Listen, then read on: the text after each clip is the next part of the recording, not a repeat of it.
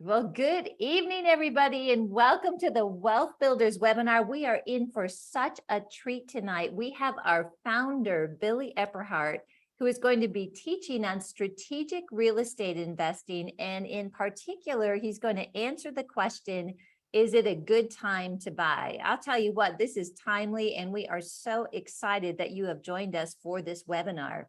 I want to introduce to you a couple of our coaches that are also on tonight. Frank, if you could say hi to everybody. This is Frank Pulley. Hey, everybody. Thank you again for joining us. We're really glad to have you. Great. And we've got Mike Davis. Hello, everyone. Welcome from Pueblo, Colorado. Looks really nice there, Mike. He's It's sitting beautiful. outside. Yes. Looking forward to it. Well, thank you so much. We're really looking forward to the content. I know that we get a lot of questions about this very topic, and it's hard to know because there's so much going on in the real estate market. I also want to let you know tonight is an interactive webinar. And so we want you to think of questions that you have, and we'll answer as many of those as possible. We'll leave about 15 to 20 minutes at the end of this hour to be able to answer your questions.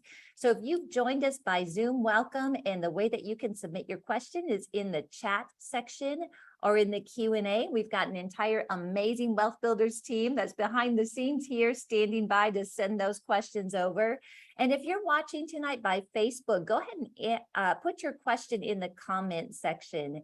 And anything that we don't get answered tonight, we'll answer this weekend at our real estate workshop or in a future podcast. So just a quick reminder too, we still have live stream available for this weekend's real estate workshop. I think it's going to be the best ever. We actually have 2 tracks for the first time, an advanced track, and then we've got more of a starter or someone that's just gotten into real estate. So if you're interested in that, go to wealthbuilders.org/events. So we are so excited, Billy, to hear from you. And so everybody, I'm excited to welcome Billy Epperhart. Hey, Karen, and all of our coaches and teams. Glad to be here with everybody that's watching. And I tell you, Karen, we've got some exciting information that I really gonna believe will help people in these coming difficult times in our economy. Amen. I agree. And so we're tonight, what I'd like to do is kind of share with everyone where we are and kind of where I think we're going to be here in about 12 to 18 months. And so for those of you, maybe this is your first time on one of these kind of webinars that I do, you may have never seen me do some of the graphs, but I just want to show everyone, kind of update you with a couple of graphs. If we could go to the first graph for a second and let you see this. And this is a graph. Of course, you can see the title of the graph is asset prices. And I just kind of want to orient you as you're watching this is what we call asset values. And this specific graph is called the biggest asset bubble ever. That's this specific graph's title. And it shows the value of housing, how much housing has gone up, plus stock values. Now, most of those probably watching know that we've had a downturn in the stock market here. And even in the last day or two, we've seen it kind of go to some new lows. But I just want to show you something. That on the bottom line, that's the number, the year. So we go back here to about 1980. That's on the horizontal line. On the vertical line, this is trillions of dollars, assets, values, and what we call the global, the gross domestic product. And so as we're looking at this, I want people to see the blue line basically is how much in what we call the gross domestic product that the actual United States puts out every year. We're at about 24 trillion. You can see we got up to about 25 trillion. That's the blue line. It goes all the way from 1980 back where we saw we were about 4 trillion. And in this day and age, as you go across the blue line there, coming all the way up, going into 2023, you see that in 22, 23, you see we got all the way up to 25 trillion in gross domestic product. Now that would be like your household income. So if you were gonna, it's like the United States' household production, as it were. It's what we're producing in goods and services. But I want you to see the yellow line and look, if you go back to about 2008, which was the Great Recession, you see where the yellow line kind of flattened out. And you can see that, and where the yellow line, and then you see it starting to go up. And when you see that go down a little bit right there, that's where it flattened out. And then if you come on across there, you'll see it starting to go up. And this is the reason we're calling this a bubble, because this is asset values. You got to go all the way to the top of the graph, go up to 90 trillion. And you'll see, if you follow that all the way up, you'll see that. And you'll see how that asset prices have tremendously gone up in value compared to the gross domestic product. And then you see where it's coming back down there, 2022, back down to 81 trillion.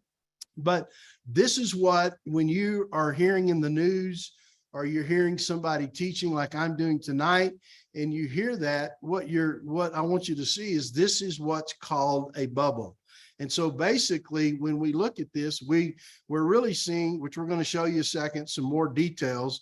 We're showing you where housing and the stock market combined, because this is both.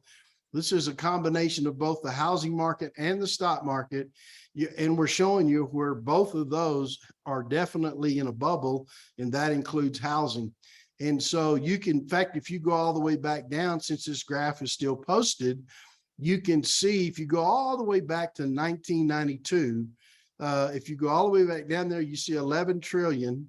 And you'll see in there, and then all of a sudden you see, as you come up that yellow line, you see where it starts dividing away from the blue line. And then the further we go, we hit the Great Recession, and it came back down toward the blue line. So the point of this graph is, you can see the gross domestic product has not increased in the context of like a hockey stick, but when you look at asset prices, they have. So this is one of the greatest comparisons you can make to get an understanding of the economy. So one more thing, Karen, I'd like to do, I have quite a few slides, but maybe we'll do the first couple of slides and then we'll kind of see how we want to comment here, but let's do one more slide. We'll do one more. And if we can go to the next slide, please, those that are handling this for me. And this one is asset values versus interest rates. So if anyone in the US is alive and breathing, they probably know that we're in an inflationary period right now. So I'd like to go to the far right of the graph, where on the bottom it says 2022. 2022, you see that. You see the yellow line coming up. The yellow line is interest rates. And you can see on this yellow line where interest rates have come up to 7%. And then again, this orange line is what we call the asset prices again compared to the gross domestic product. And we're looking at the percentages. So we're looking at the percentage that asset prices are against what we call the gross domestic product. So you can see where the orange line now is coming back down toward the yellow line, right? You see that, and you can see 2022. And so what this is showing for everyone who's watching, what it's showing is that we are in a bubble regarding our asset prices, including house prices. And it shows that interest rates are starting to bring the asset prices, which includes the stock market, as well as we look today, as well as housing prices. As a matter of fact, I'll just put it up here for a minute and look at live on my phone. And it looks like that we're back down right now in the 3,500s in the stock market. And you got to remember, we were up at 4,800 when we had the V shape in 2020 after the COVID hit and the market fell down to about 2,200. It went way down, went all the way back up to 4,800. Today it's back down to 3,500. So the whole point of all this is is that we have been in overpriced assets. We've been including housing, and that has happened for two primary reasons. Let me do one more slide. We'll do the next slide. And that's happened. This will be the last one for this part. What we've done is, you see, this is what we call the Federal Reserve. This represents the money that the Federal Reserve has put into the market. And so what we see is the combination of the stimuluses. We had several stimuluses starting in 2020. We've had stimuluses under both presidents, the last two presidents, and all of that money coming into the market has made assets go up. And then it's not just been the amount of money, it's also been the low interest rates that have made the money cheap, and it's made all of these prices go up. So Karen, the people will, the mindset is, is housing overpriced? We'll give them some ratios to go by a little later. If you want to do that here, I have slides for that. But the one thing that I want to say to people is that as these interest rates get up in this 7% market, so to speak, which affects your mortgage rates. And I think the 30-year, when I looked at it, I actually saw that jumbo mortgages were down to like 6.1%, and some of the good 30-year conventional stuff was up at 7%. So these interest rates that are going up like they have already slowed down housing across the country. However, I want to say this, the psychology of the housing, the people's psychology, how they think about it, has not caught on yet. And you're going to see when it starts catching on, you're going to see, in my opinion, you're going to see house prices that drop in that 20%. In some markets, it could be as much as 25%.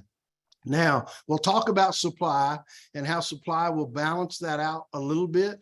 But what's going to happen is we're going to have a dip. Now, I don't think the dip is going to be a long time personally. I think that it'll dip maybe for 18 months or so, and it'll start coming back out. The Fed will get inflation tamed. I haven't talked about inflation yet, but the Fed will get inflation tamed. But it's going to be a great opportunity to buy houses, I believe, for, probably 75 cents on the dollar in a lot of instances. So Billy is waiting for about 12 to 18 months.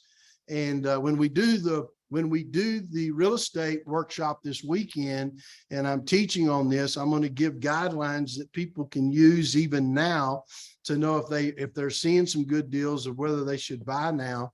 And we'll give them some guidelines to know. But overall, from a 30,000 foot level, I would wait 12 to 18 months, 12 months for sure. It could happen quicker.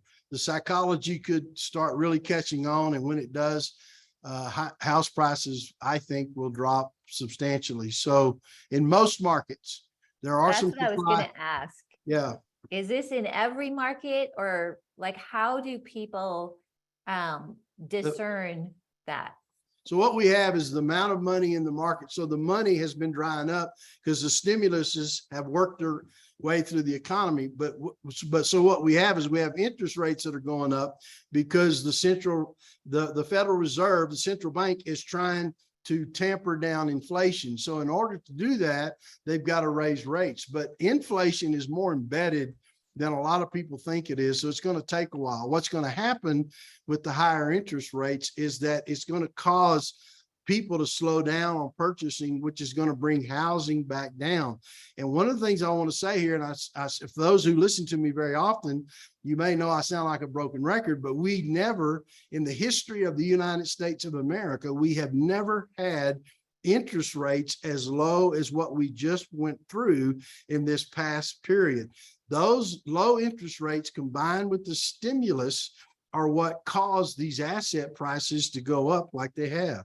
So, however, the greatest wealth transfers in history happen in times like we're about to go through. So if you're prepared and you take advantage of it by learning what to buy and how to position yourself, then those are times of the greatest transfers of wealth in history. So I believe in 12 to 18 months, I know I'm going to be buying, and I haven't personally borrowed money.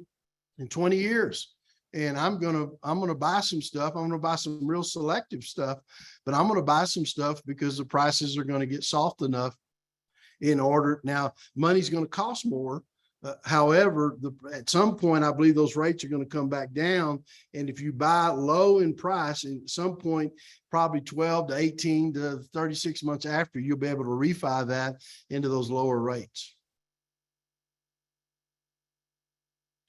Wow, Billy, that's really helpful. And even you've shared with us and encouraged us that when you analyze a property, don't let those higher interest rates scare you. And traditionally, this is more of a normal interest rate environment than definitely what we have seen the past few years.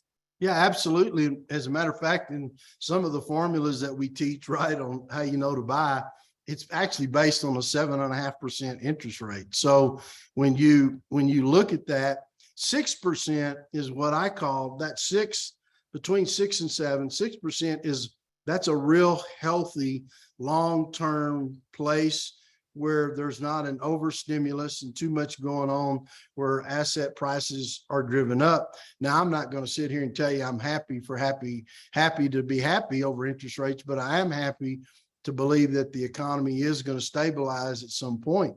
But you got to remember now, right now, we've got central banks in the UK, central banks in Japan, that their bonds, because these interest rates have gone up. You got to remember, when interest rates go up, bond values go down. And so we've in some of those countries, you've got pension funds, sovereign funds holding on to those bonds. And some of those bonds have gone to zero. It's really, I mean, the values, they haven't quite gone to zero, but it's amazing how much they've gone down. And it's actually scared people regarding solvency and other things in some of these countries. So we've got a little rough patch here we're going to have to go through in order to be able to get back to where we kind of get to an equilibrium in the economy. Do you think this is a time, Billy, for people that maybe they do find a property there in one of the tighter markets, the numbers all work? Is this a time to be looking at an ARM, an adjustable rate mortgage, perhaps? No, I think that's excellent, because right now you can go to ARMs, and we need to make sure this weekend that we really, bring that out. I think you probably might have that in one of your presentations as well, because that 7-year ARM stuff is typically, it's either a 5 or 7. I think the more typical ones right now are 7. You may get a little bit better at 5, but you got to remember, most people only hold a mortgage for 7 years. And that's where the original 7-year ARM really came from back in the day when they started doing it, because most people only hold properties. They either refi because the real estate cycle has turned up, or they sell and move to something else. And so the average mortgage that people hold is about 7 years. So the ARM, that's a great suggestion and recommendation, Karen. The ARM is a great place to go. And right now, if you look at 7-1 ARMs, that just simply means when you're looking at those, that ARM will last for about 7 years, right? That note's good. Usually the amortization on that is 30 years. So that means that the way the payments are spread out, they're actually spread out over 30 years, but it means that the ARM will reset in 7 years. And typically you either get a new loan or you refi or whatever you do. So yeah, I think those are great tools right now, especially because there are some stuff. Matter of fact, I called a realtor 2 days ago, and I was looking at a property, and she asked me, she said, well, are you going to pay cash like you always do? I said, well, maybe. I'm going to look and kind of see where I am on it. But it was an interesting property, but I didn't like the number. When I got through negotiating, I didn't like the numbers, so I didn't do it. I think something to keep in mind too, because financing is a challenge everybody is looking at. You teach an amazing session on the law of leverage that really rocked Dave and my world completely. And I know you'll be talking about that this weekend. But also when the demand was coming in with these mortgages, banks, mortgage companies, they really get latched onto and used to what's called like the servicing release premium. And all of that has kind of screeched to a halt. And so a lot of the local banks, they need to figure out a way to put some loans on their books and replace some of that refi income. So I really think it could be an opportunity for local banks to create some portfolio loans with these arms that will help to fund some of the investors that the secondary market has basically tried to make it very difficult for. Yeah, that it has, and you got to remember the secondary market is getting their funds from what we call Freddie Mac, Fannie Mae, Sallie Mae, VA. They're getting it from those places. But banks right now, the bank balance sheets, most banks' balance sheets are looking really good, and they have money to lend. It's just, when they do these portfolio loans, and if they create some ARM products, which I'm not aware, I'm aware of some 5-year, what I call portfolio loans right now. And most of the time, those do have an annual interest rate adjustment built into them. So we're clear, usually based on the LIBOR where that's at the time. Most of them have that.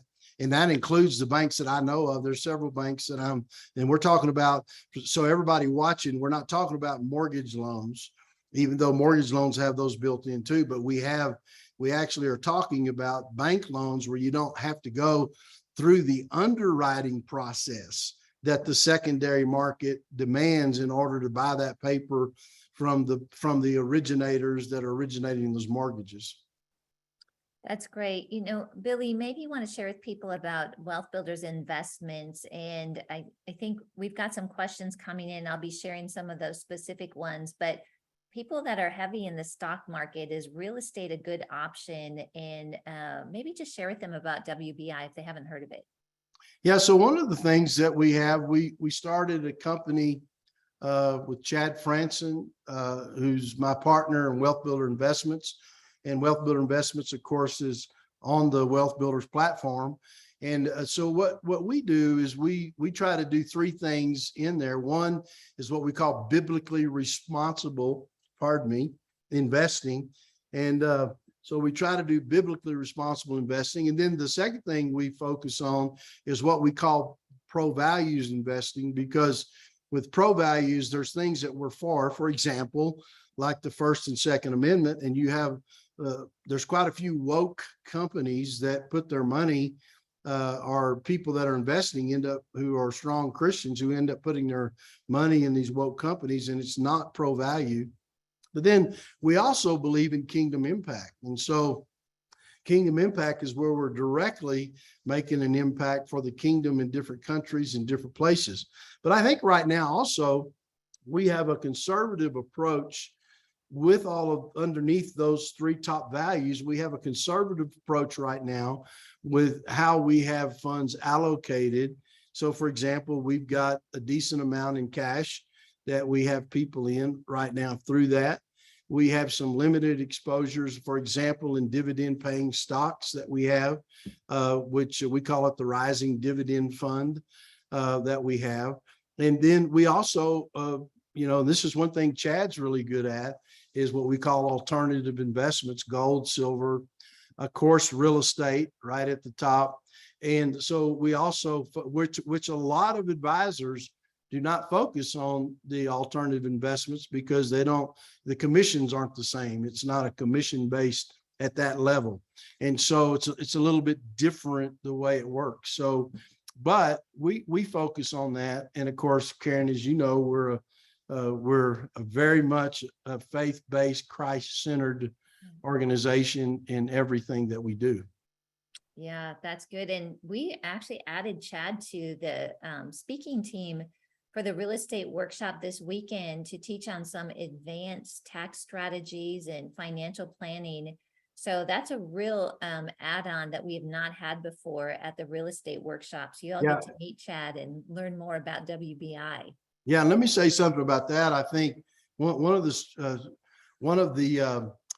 strategies, not the only one, but one he'll talk about, is accelerated depreciation and accelerated write-offs that people can take, and especially high net worth people. We'll have some of those watching as well, and they can take advantage of certain strategies around that as well. So it's going to, the workshops, Karen, just to talk about that for a second, the workshops are full of how-tos. I mean, all kind of strategies, how you position yourself, why you do what we do, why we don't just kind of blurt it out there. We show you step by step why we do what we do and what that looks like. And of course, we do it all in a biblically based environment.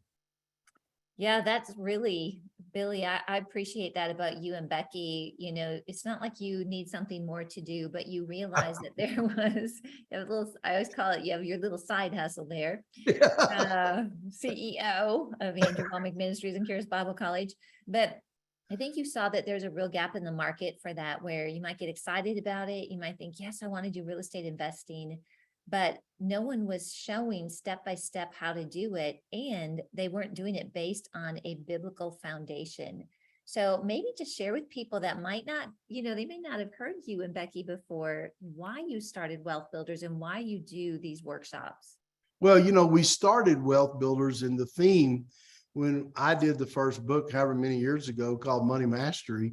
We call the theme of Wealth Builders making sense of making money for making a difference. And what I realized many years ago was that most people in Western nations have been taught how to earn and save money, but most people in Western nations have never really been taught how to make money and how to live off their money. And so how you think about assets is really important, and how you position yourself to be able to do that is really important. So you want to be able to make sense of making money. And in that process, you want to be able to actually make money, learn how to live off money, and then learn how to have a kingdom impact with the money that you've made. And so we called it Wealth Builders because we took it out of Deuteronomy chapter 8 and verse 18 that says, remember the Lord your God, for it's he that gives you the power to get wealth. So that's and most people today don't understand, most Christians today don't understand that God's not going to just drop wealth on their head like ripe cherries out of a tree, that what the Lord's going to do, he gives you the power to get wealth, right?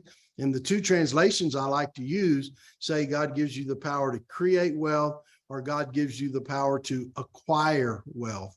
So the reason we do business coaching is because it shows you how to create wealth. And the reason we do real estate coaching is shows you how to acquire wealth.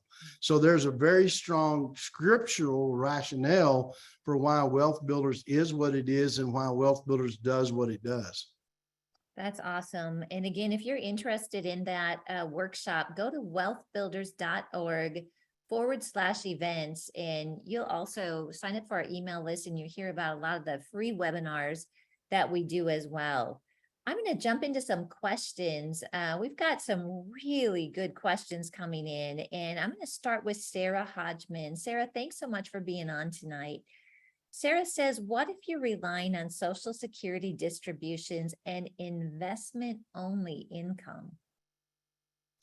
Well, I think the issue is how limited the investment income is. And so if wherever, and also what age, if it's Social Security, I'm assuming that she's, at that 65 age mark and older. Sometimes people, though, have disability Social Security and other kinds of Social Security. So I'm not completely sure where she is.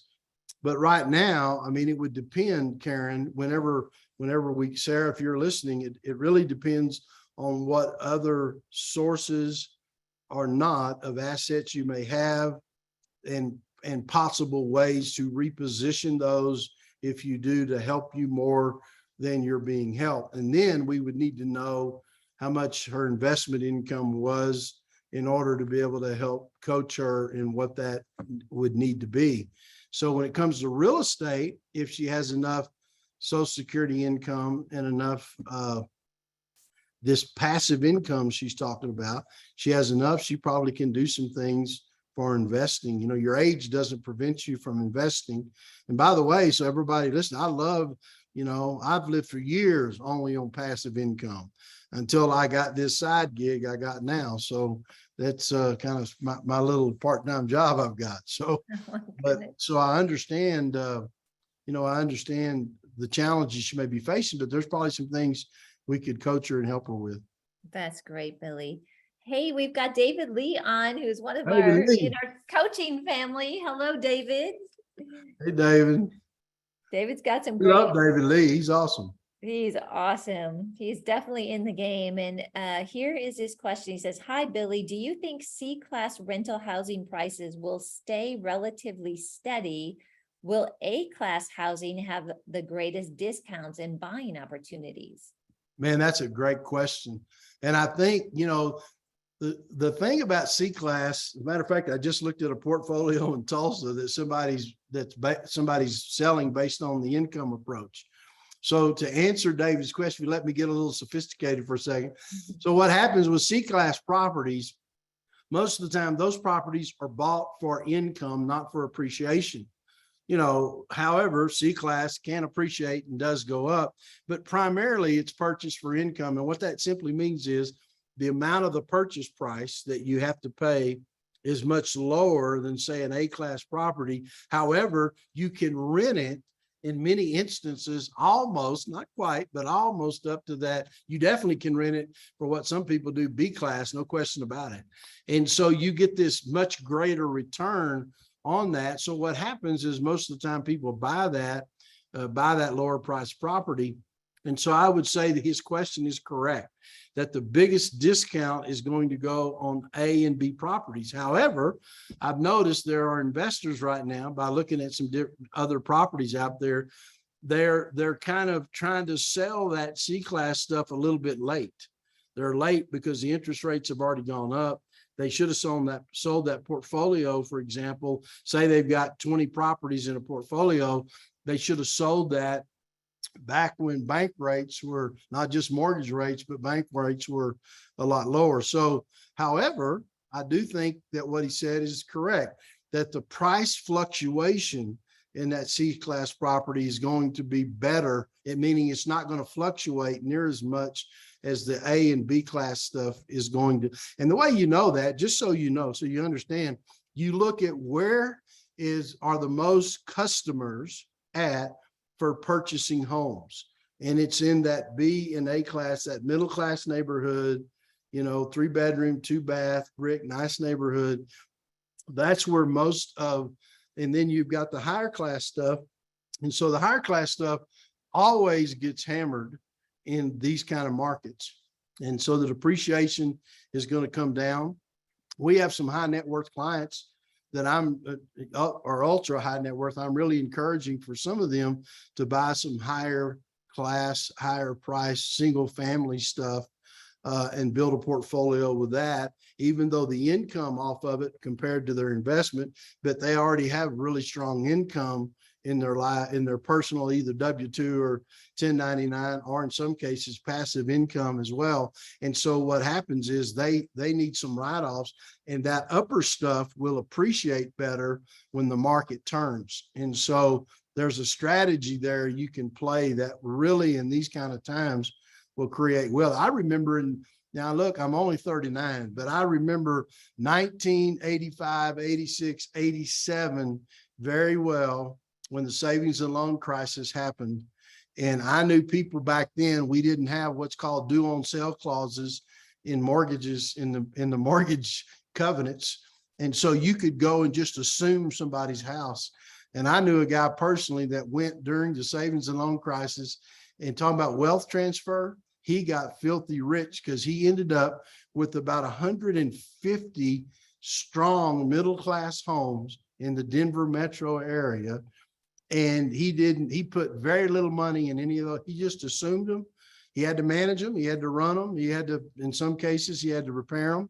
But he got in there, and when the market turned in the early 90s and the market started going up, he held on, and he held on into the 2000s.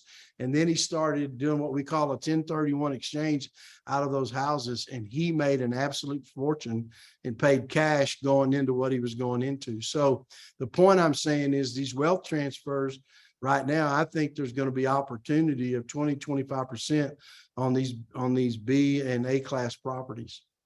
That's great. Hey, Billy, we have Godwin on. Hello, Godwin. Thanks for joining us. And he's just wondering if you could give a little recap or definition of A, B, and C properties. Yeah, so an A property is more inexpensive. It's in a better neighborhood. And we're talking single family now. We're not talking commercial.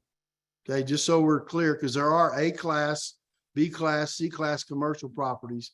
And so from understanding David Lee's question, an A-class property is usually, it depends on the market, because I know we have people watching from literally all over the world, but we also have people watching from all over the United States. So because of that, it's hard to give a number, but it's usually the more expensive homes, an A-class property, and it's in a much better quality type neighborhood.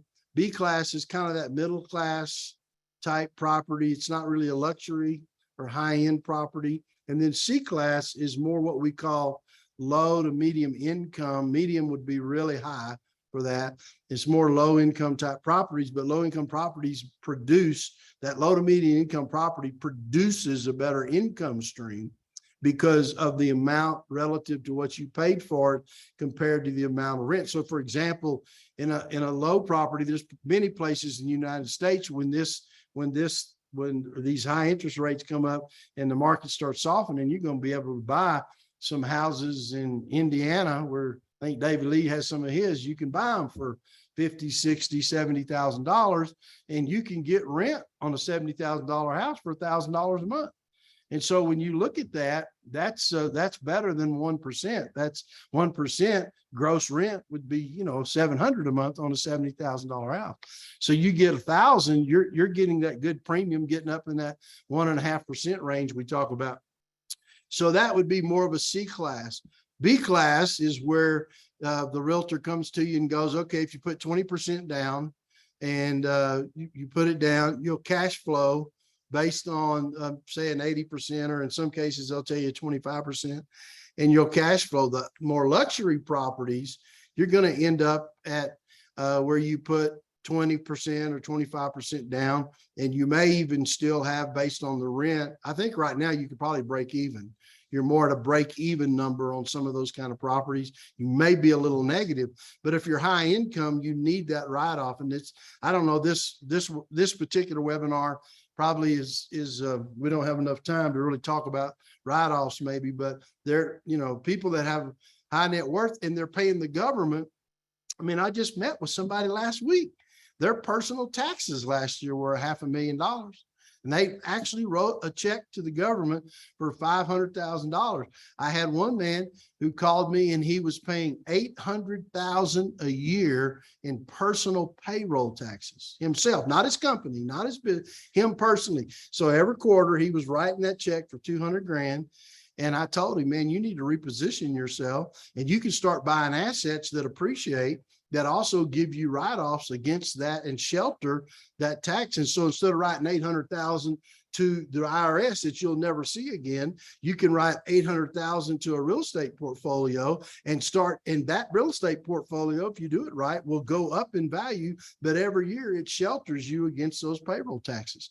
So there's a strategy that you have to know. Now there's things you have to do to get that. For all the CPAs watching, there's things you have to do to be able to get yourself in that position, but you can get there. That's really great. Billy, we were talking to Mark and Jennifer last night. Them, they just sold a franchise, and that was their question. Like, hey, how can I learn how to shelter my capital gains? And then we're like, you need to go to that workshop this weekend and learn more about it.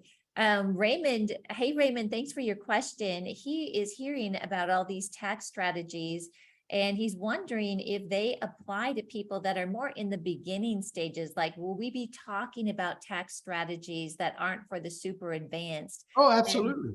Yeah. So we'll show you. We're gonna show you several strategies. One strategy we'll show you for the beginner, how you can set yourself up. Now you've got to there's a process of time, but we'll show them one strategy, Karen, where you can get up to making $100,000 a year tax-free. For all the CPAs and tax attorneys watching, it's tax deferred, but ultimately to you, it's going to be tax-free. So we'll give you a very specific strategy. I always ask if I can show you how to make $100,000 a year tax-free. How many of you want to hear that? And of course, all the hands go up. And so I show a strategy of how you can do that and how it works.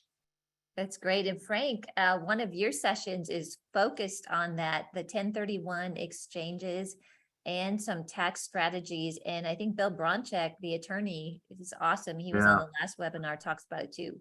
Yeah, mine is going to be 10 tips for real estate investors and tax savings. And we've got 1031 is a big part of that, but there's a whole bunch of stuff you can do, but you got to be in the game. That's correct. Yeah, to get the advantage of it. Yeah. You can't just walk in the first day and get it. Oh, That's great, guys. All right, this question is from David Brown. Hello, David. And he says, with the stock market being down, would it be a good time to convert from a traditional IRA to a Roth IRA? And he says, shalom. Well, there's strategies, and Chad would be on here because I don't want to give specific advice on those things, but there's strategies where while your portfolios are down and different things are down, you're able to convert. And Chad actually has some strategies where people can convert. He probably should have been on here for this one, but where people can convert and actually shelter themselves a lot from the tax hit you have to take from moving from a traditional IRA into a Roth. So, but while portfolios are down, sometimes it's a good strategy because you're not having to take that gains hit by converting. That's great. This is a question from Yvette Kwong. Hi, Yvette. Thank you so much for your question. She says there are many multifamily syndications for passive real estate investors. These syndications usually include debt in their financing. What are your thoughts on this type of investment for passive investors versus buying single family homes to rent out? Yeah, I think those are good. Those are good strategies. You just need to make sure when you're looking at it, I don't want to take the other coaches' play to talk too much, but those are good strategies. You just have to trust the people that are putting the deal together. Most of the time, those syndications are private deals. And the other thing you need to know is you need to understand it. So you need to make sure you're understanding where that money's going, how it's going. You need to understand the cost ratios and other things that they're operating by. So when you're looking at the prospectus, if you have questions, you need to make sure. And then the most important part is really checking the history and the track record of who they are and what they're doing and seeing other deals that they've done. But from a passive perspective, most of the time those things work well. For a matter of fact, we're actually thinking about in Wealth Builders doing what we call a private equity fund. And part of that private equity fund is going to be allowing people to participate with passive income strategies. That's great. This is a question from Kim Pepper. Hey, Kim, thanks for joining us. She's got two questions. This is her first one. I felt things will go down, so I'm waiting to buy, but we want to sell our primary home in a tourist area. So do you wait on moving when you have your primary home to sell? Well, I think I understand. I don't know if Frank or Mike want to jump in on that. Maybe say the question again, Karen. Yeah. She's seeing that things are going down, but they want to sell their primary home, but it's in a tourist area. Mm-hmm. So do they wait to move and sell their primary home, or, should they go ahead and get moving? I think really before the market really starts to go down. So maybe Yes. Frank, why don't you start on this one? Well, I think I would take a look at that market if it's still a hot tourist market. I mean, you could possibly turn that into a vacation rental or a rental itself. Now you still got to buy another home. But in some tourist areas, the properties, because of demand, may not go down as quickly. So I think you have to really analyze what you're selling and where you're buying. I mean, isn't that the bottom line, Billy? Yeah, I think you have to go fishing. So not to jump in ahead of Mike there, but you got to go fishing. You got to find out. Don't assume. So what that means is you either talk to 2 or 3, 4 realtors and see what they think in that specific market, or if you're not sure, there's nothing wrong with listing the house and then see what kind of offers you get. I call that going fishing. You don't have to accept anything. You have a little bit of hassle of people coming through your house and looking at it. But Mike, what do you think? I agree. I think a big question too. Can you hear me? Yeah. Can you hear me? Yes. Okay. I would just say, I think the big question too is what are you going to do if you sell your house? I mean, if you're going to stay in that same area, unless you're going to be downsizing. But I think in a tourist place, it just seems like, Karen, you've been talking about this with your Florida properties, is that vacation rentals are bringing more money than the regular long-term rentals. And so I would definitely find out the numbers for that, see what VRBOs are bringing in that area. And as far as comparing apples to apples, if a long-term rental is going to be comparable to that, but the vacation rentals are just, and those vacation spots, man, they're hotter than the firecrackers. I would look into that, see where you're going to buy your home. You got to have a place to live yourself. Yeah, that's really good. And we are in a tourist area. There's a couple things that we looked at, and Billy and Becky really helped us analyze. We're so grateful for it because we found a really awesome tourist area, but there's also business there. And so sometimes there's places like there's one area in Florida. Many of you are probably familiar with it. It's Destin, Florida, that really it's all tourism. And that in a tourist market, if people decide they're not going to spend money to go on vacation and stay home, that could really get hurt. So if you can find a tourist area, or if you're in a tourist area that has other supporting businesses as well, it gives you a lot of flexibility. We call it just looking for multiple exit strategies.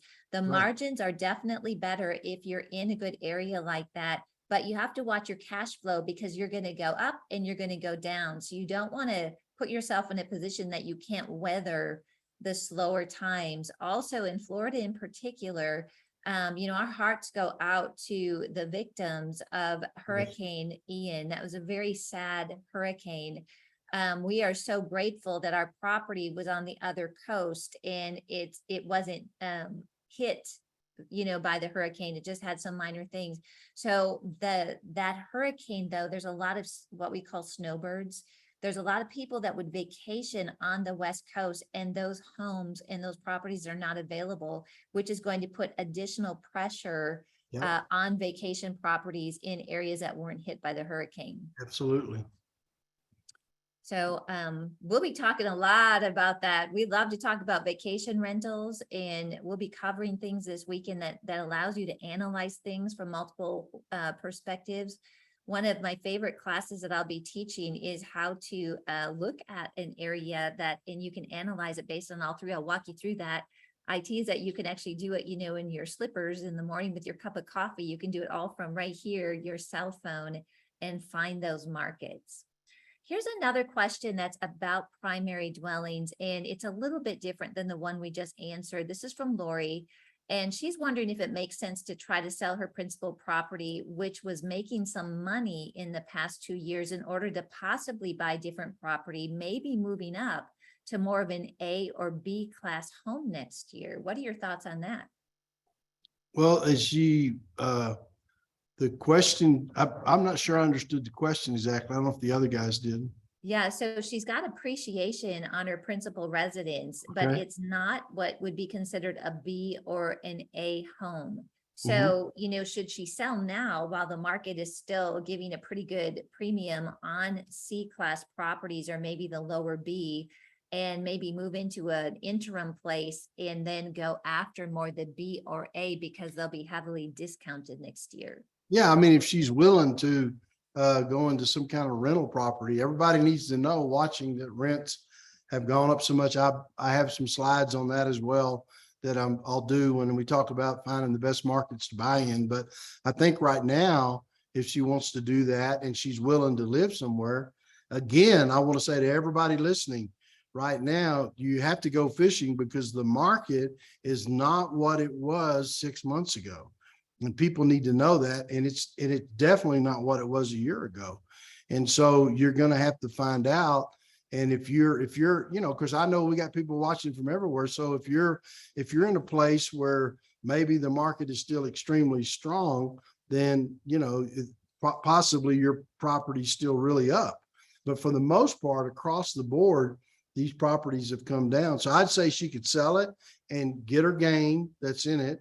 And everybody knows that, your gain, if you're a single person and you lived in that house 2 of the last 5 years, you know, you get you can make 250,000 and not owe any taxes and roll it into another personal property. If you're a couple, you can make 500,000 and roll it into another property if you've lived in it the 2 of the last 5 years. So I think those are upside opportunities. And if you're willing to rent and wait for the market to come down, I know people that play that game constantly.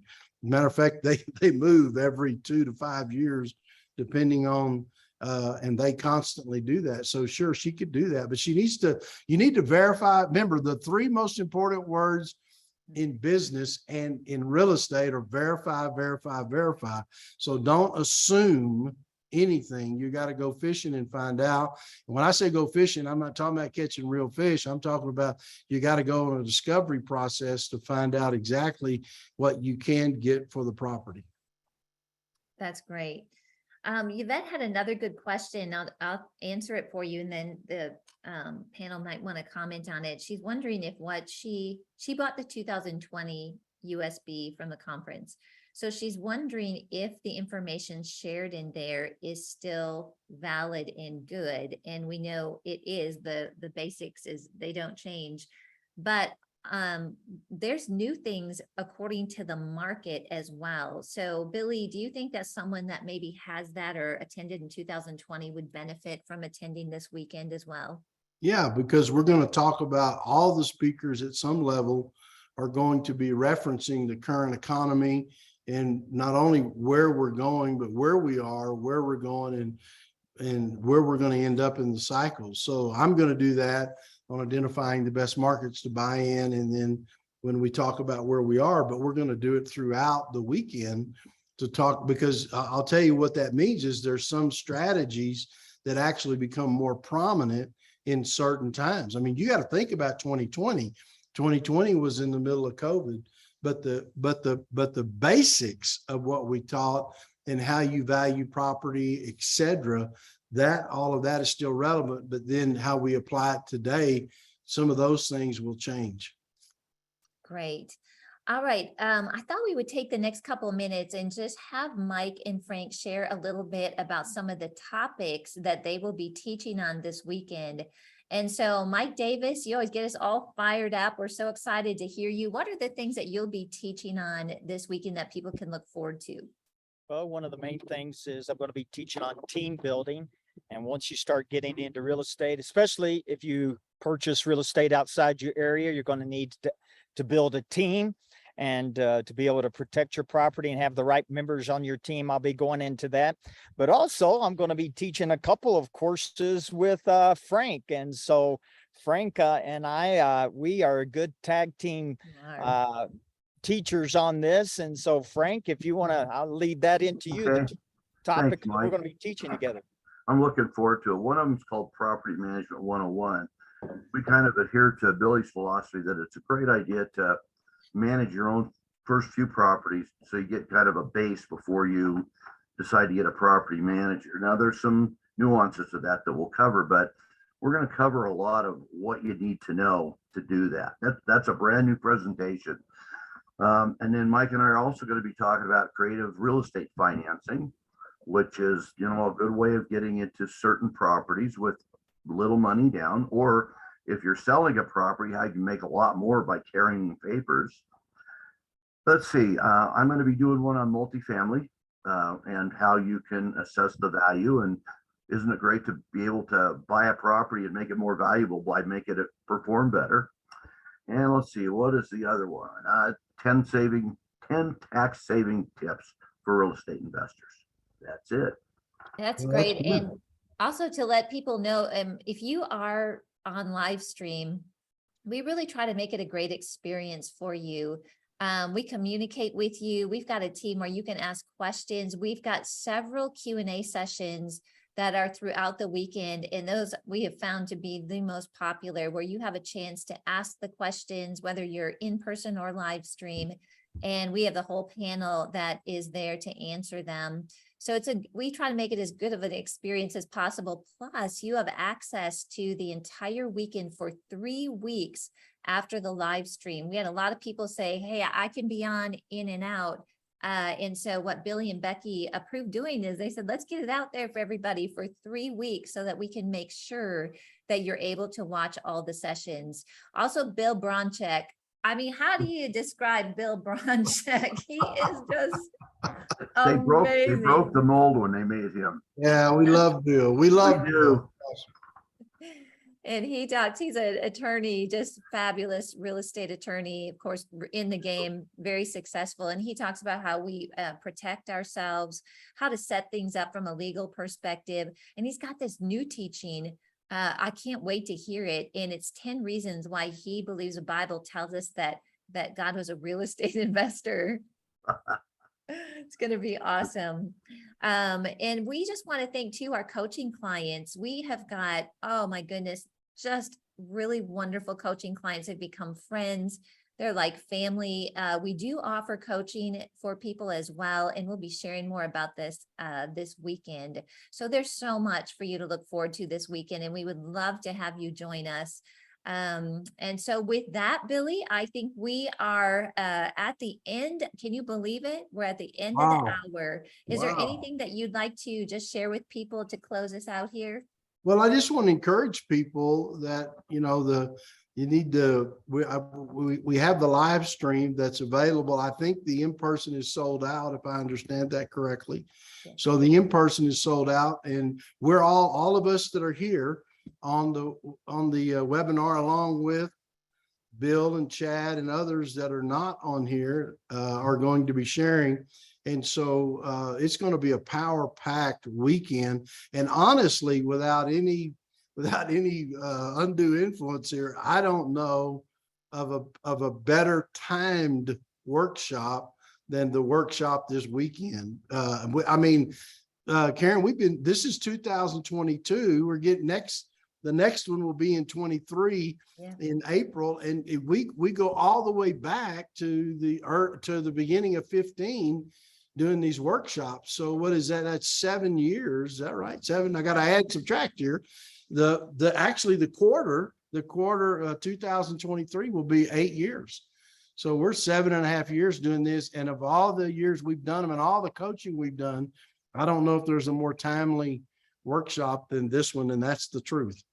I agree. All right. Well, if you want to get signed up, or if you're going to join us, we can't wait to see you, but you can go to wealthbuilders.org/events to learn more. So again, we want to thank all of you for joining us. Billy, thank you for taking time in this webinar tonight. What a blessing. God bless all of you and have an amazing rest of the night. Thank you.